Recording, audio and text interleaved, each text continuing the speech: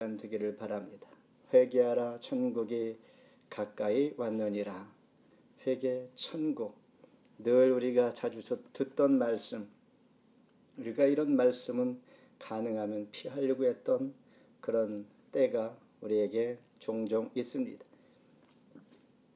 회개하고 천국, 죄인, 심판, 이러한 단어들. 그러나 오늘 말씀은 예수님 오시기 공생의 직전 세례 요한을 통하여 우리에게 처음 들려주는 첫 메시지가 회개와 천국입니다. 세례 요한은 예사야 예언대로 이렇게 외칩니다. 예사야 40장 3절, 오늘 본문의 3절에 광야에 외치는 자의 소리가 있어 주의 길을 준비하라, 그를 곧게 하라. 이 말씀이 세례 요한의 사명입니다. 오실 주인공을 준비하는 것입니다. 평탄하게 그 사명을 잘 감당할 수 있도록 그 길을 곧게 하는 이 작업을 세례 요한이 사명으로 알고 지금 먼저 섰다라는 얘기입니다. 그리고 오늘 본문에서 세례와 회개, 천국 이렇게 말씀을 묵상할 텐데, 세례는 중요한 의식입니다. 회개는 중요한 의무입니다. 모든 유대인들이 오래 기다리고 다니엘과 같은 귀한 선지자를 통하여 예언의 말씀, 메시아 왕국이, 메시아 왕이 통치하는 나라가 도래할 것이다 라는 말씀, 그들은 많이 기다려왔습니다. 그러므로 세례 요한의 외침은 그들의 마음을 뜨겁게 들뜨게 했다는 것이죠. 그런데 세례 요한은 오늘 본문 말씀에서 그들이 생각하는 이 땅의 왕국이 아니라 선지자들이, 하나님께서 선지자의 입을 통하여 하신 말씀은 천국의 왕국이라는 것을 명확히 합니다. 천국, 즉 천국의 왕국, 이 땅의 왕이 아닌, 이 땅의 왕국이 아닌 천국의 왕국을 준비하는 그러한 사명을 가지고 있는 세례 요한. 그러면서 이런 사명감에 불타있는 그는 주에 대해서는 강하게 책망을 하는 것을 보게 됩니다. 겸손한 마음으로 메시아를 바라보고 회개하고 자복하는 자들에게는 세례를 베풀고, 의식하는 바리새인과 사두개인들에게는 무섭게 책망하는 말씀을 통하여 그의 첫 메시지, 함께 은혜의 시간 되기를 바랍니다. 먼저 천국입니다. 천국은 가까이 다가왔다. 2절 같이 한 목소리를 읽습니다. 회개하라, 천국이 가까이 왔느니라 하였으니. 말라기 선지자 400년 전에, 그러니까 말라기 선지자의 구약의 마지막 말씀과 마태복음 신약의 말씀 사이는 예수님께서 오시기까지는 400년 동안 흑암과 같은 어둠의 시간, 공백의 시간이었습니다. 이 긴 시간 동안 이스라엘 백성들은 마음이 굉장히 곤고했을 것입니다. 아무 소식도 없이 하나님의 메시지를 그렇게 많이 전하던 예언의 선지자들, 그 후로 하나님께서는 잠잠히 아무 말씀도 안 하시다가 400년 만에 그들의 귓가에 들려지는 강력한 도전적인 말씀, 천국이 가까이 왔느니라, 회개하라, 이 말씀이 처음 정말 오래간만에 듣는 말씀이었던 것이기에 그들은 굉장히 두려움과 또한 강력한 기대감으로 말씀을 듣게 되는 것입니다. 요즘 우리가 살아갈 때 우리가 겉보기 사람 볼 때 젠틀해 보일지라도 그 사람의 내면의 삶은 어떠할까라는 생각을 해보시기 바랍니다. 겉보기처럼 다 좋아 보이는 것이 아닐 것입니다. 그 모든 사람들의 마음 가운데는 장래에 대한 두려움이 있을 것이고, 염려가 있을 것이고, 또한 불투명한 자기 비전 가운데 또한 나름대로의 고심이 있을 것입니다. 이와 같은 사람들, 시대, 상황, 저와 여러분이 처해 있는 팬데믹 이 기간 동안에 이 시대에 코로나 시대에 하나님께서 우리에게 주시는 메시지 회개하라 천국이 가까이 왔느니라. 천국이 저와 여러분 가까이 와 있다라는 것을 다시 한번 깊이 묵상하면서 그 의미를 다시 한번 돌아보면서 천국에 대한 기쁨과 감격이 다시 일어날 수 있기를 바랍니다. 마태복음은 마태 세리였습니다. 이분이 쓴 책은 듣는 자들이 유대인들이었습니다. 마태도 유대인이었습니다. 그래서 하나님 나라 천국 같은 의미인데 하나님 나라라 이렇게 표현하지 않냐고 마태복음은 전부 천국이라고 소개하고 있습니다. 이 천국에 대한 소문과 소식에 대하여 우리가 다시 한번 이 시간 내 곁에 천국이 와 있다라고 하는데 나는 어떤 마음으로 어떻게 살아가고 있는가 다시 한번 불일 듯 일어날 수 있는 마음이 되기를 바랍니다. 앞서 언급한 것처럼 세례 요한의 설교의 제목 주제는 두 가지 회개와 천국입니다. 회개란 말은 마음을 바꾼다는 것입니다. 천국은 회개의 이유입니다. 예수님의 이적과 병고침과 죽음과 십자가 부활 이런 사건들이 바로 그 가운데 천국을 이 땅에서 간접적으로 체험할 수 있는 일들, 그러니까 예수님께서 이 땅에 오셔서 공생에 시작하는 모든 사역 가운데 체험하고 보고 듣는 느끼는 이 모든 것이 천국에 가까이 와 있는 것입니다. 그리고 마지막 때에 종말 마지막 때에 천국이 완성돼 가는 것입니다. 다시 말해서 천국이란 무엇인가? 우리의 마음속에 하나님께서 나를 통치할 때 하나님의 통치의 영역입니다. 나의 마음은 하나님의 통치를 받고 있는가? 하나님의 뜻대로 내가 좌지우지 내 생각과 내 계획대로 하지 아니하고 하나님의 의지, 하나님의 말씀 붙들고 우리가 지금 살아가고 있는가라는 것입니다. 누가복음 17장 21절에는 또 여기 있다 저기 있다고 못하리니 하나님의 나라는 너희 안에 있느니라. 우리 마음 가운데 천국이 이미 와 있습니다.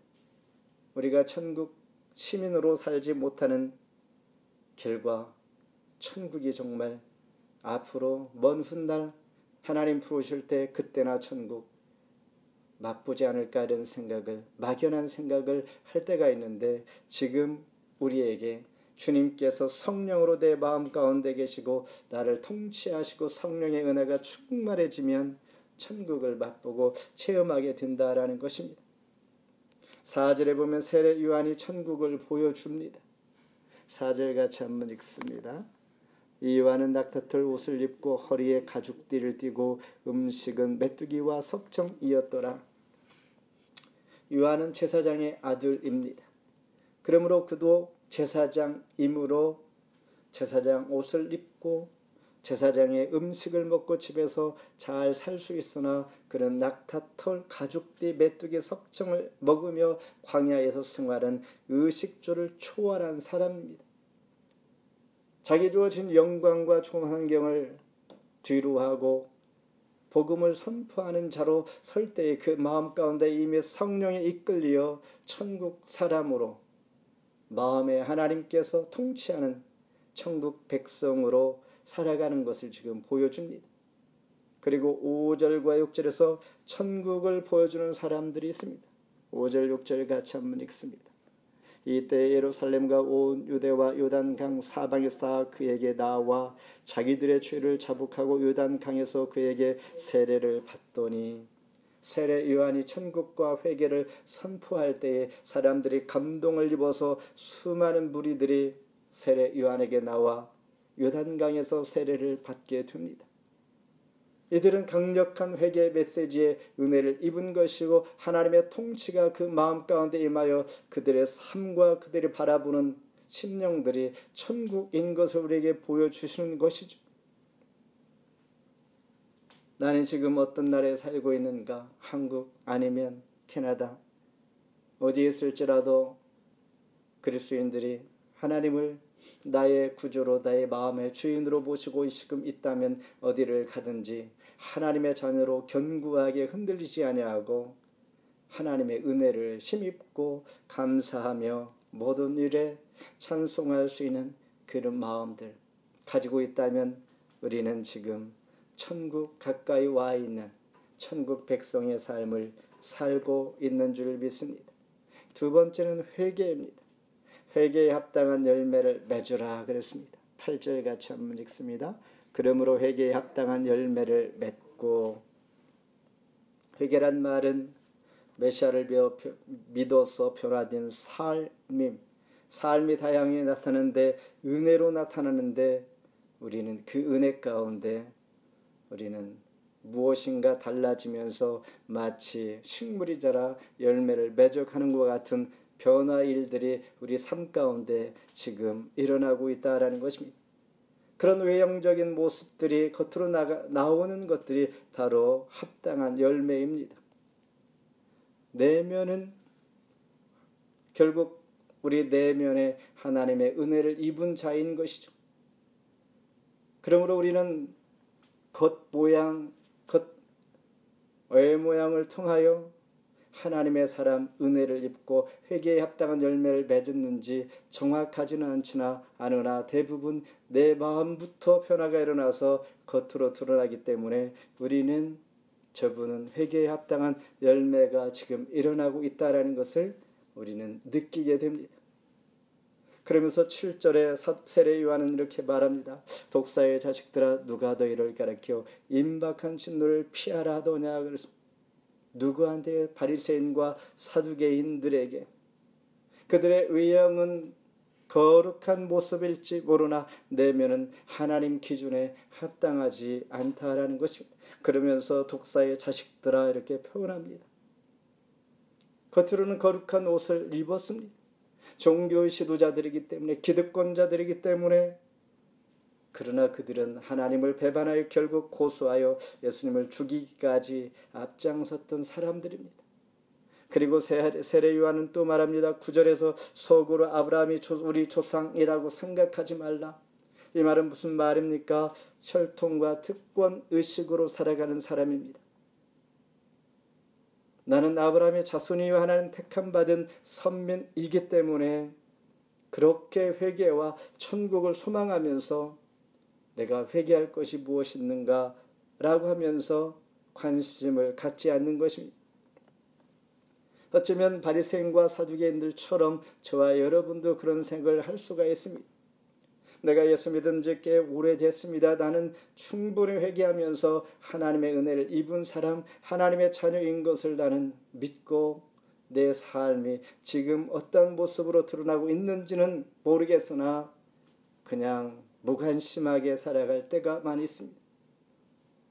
그러나 아무리 은혜를 입고 또한 하나님의 큰 사랑을 입은 자일지라도 시간이 지남에 따라 상황에 따라 우리는 달라질 수가 있고 은혜가 떨어지고 은혜가 식어지고 하나님 앞에 경건의 훈련이 없어 우리가 마음이 무뎌질 때가 있는 것이죠. 그러므로 늘 우리 자신들을 돌아볼 수 있는 것, 바로 바리새인과 사두개인들처럼 되지 않도록, 그러면서 세례 요한이 너희들이 아브라함이 주상이라고 하지 말라 하는 것처럼 우리 모두에게도 너희가 모태 신앙이요, 너는 이미 오래전에 10년 전, 20년 전에 예수 믿기 시작한 사람이요, 이런 생각을 하지 말라라는 것이죠. 지금 내 자신 영적인 상태가 중요함을 우리에게 일깨워 주고 있는 것입니다. 중요한 것은 회개에 합당한 열매를 맺을 것을 촉구하는 것입니다. 그러면서 10절에 도끼가 이미 나무 뿔에 놓여 있다. 좋은 열매를 맺지 아니하는 나무마다 지켜 불에 던질 것이다 라고 말씀하고 있습니다. 열매가 맺기까지는 많은 수고가 필요합니다. 단순히 회개 정도가 아니라 우리는 열매를 맺어 가야 하는데 그러기까지는 시간이 필요하고 인내가 필요하고 수고가 필요합니다. 때로는 내 마음의 엉겅퀴와 잡초 이런 것들을 제거하는 작업도 필요합니다. 있을 때에는 열매를 맺기가 어렵습니다. 열매를 생각한다면 우리는 한순간 내가 하나님 용서해 주옵소서, 나는 죄인입니다, 이렇게 끝나겠는가라는 것입니다. 철저하게 내 마음 가운데 있는 잡주와 엉겅퀴, 그리고 나를 잘못되게 만들어 가려고 하는 이런 쓴뿌리들, 늘 우리가 긴장을 풀지 아니하고 열매가 맺어질 때까지 늘 수고하는 이런 인내가, 시간이 필요하다는 것입니다. 그래야 할 때 진정한 회개의 열매, 합당한 열매, 하나님께서 복 주실 만한 그런 심령으로 발전되고 성장해 가는 것입니다.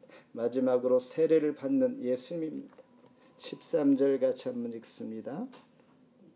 이때 예수께서 갈릴리로부터 요단 강에 이르러 요한에게 세례를 받으려 하시니, 세례는 무엇입니까?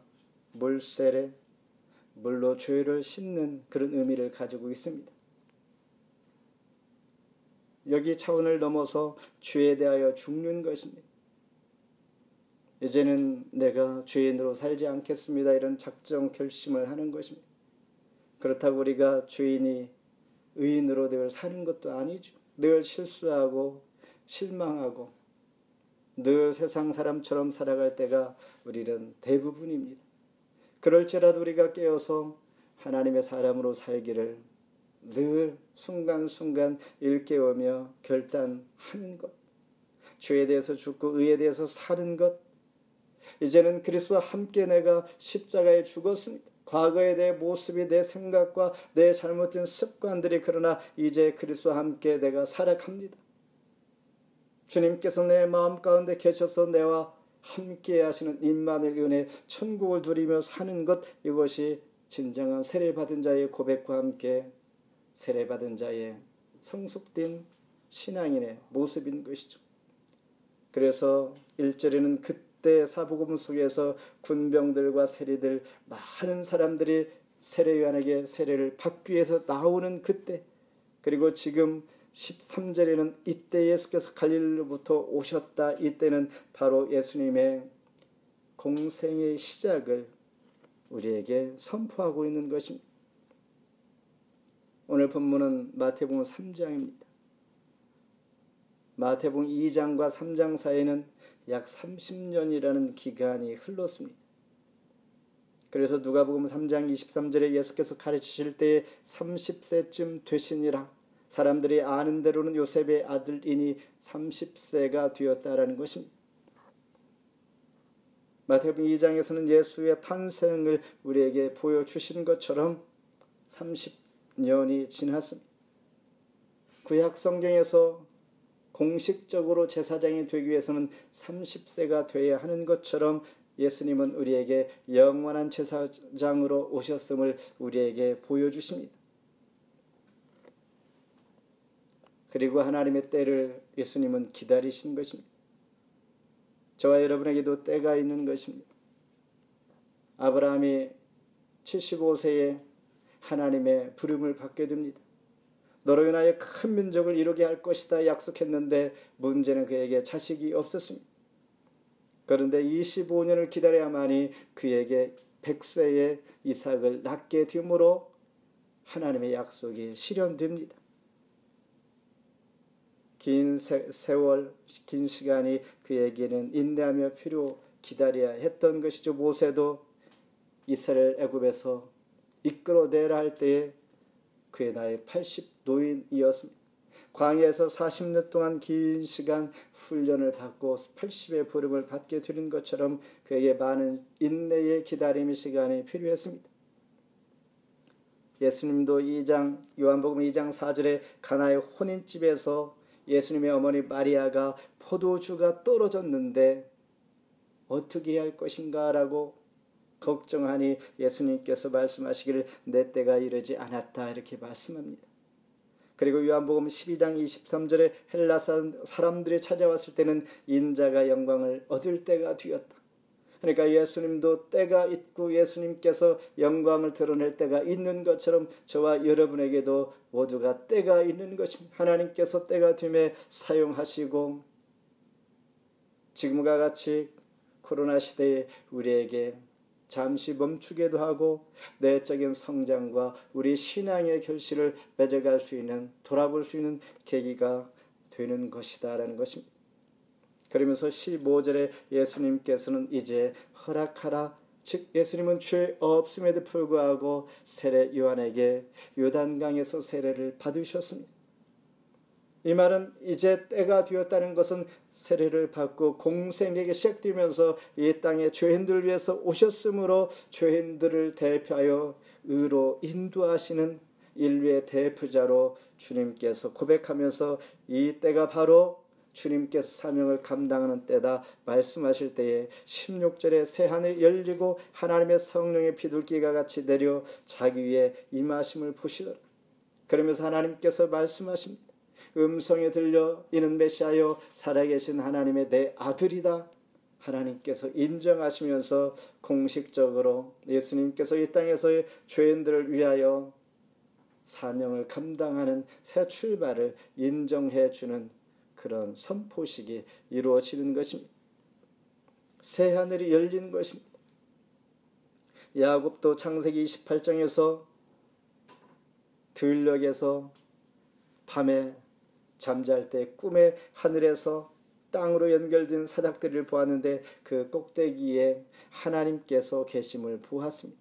스데반도 7장에서 사도행전 7장에서 순교할 때 하늘이 열리고 하나님 우편에 예수님 계신 것을 보여주었습니다.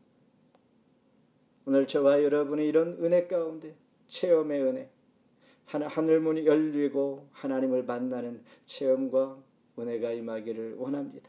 말씀을 맺습니다. 회개하라, 천국이 가까이 왔느니라. 가까이 다가온 천국, 지금 저와 여러분 가까이 와 있습니다. 어떻게 해요? 예수님께서 내 마음 가운데 지금 계시고 임마누엘 은혜로 살아가는 자, 세례 요한도 많은 사람들도 은혜를 입으니 그들을 통하여 천국을 보게 하였습니다. 저와 여러분도 하나님을 모시고 하나님과 함께 늘 동행할 때에 다른 이들이 나를 통하여 천국을 볼 수 있도록 보여주는 자가 되기를 원합니다.